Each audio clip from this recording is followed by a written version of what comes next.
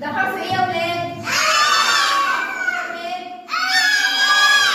يلا نسمع النهارده قصة حرف الألف. القصة بتاعتنا اسمها الأرنوب المتفوق. اسمها ايه؟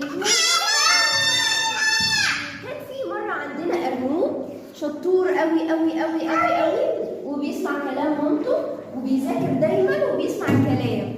وبعدين الأرنوب ده كان في يوم الأجازة بتاعته عنده ايه؟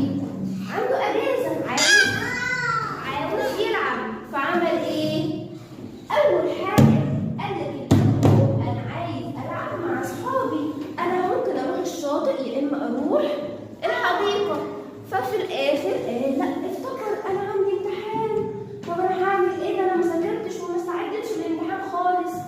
فبدأ يفكر لا لا لا، أنا لازم أقعد أذاكر. طب خلاص، لا أنا هروح ألعب شوية مع أصحابي وبعدين في الآخر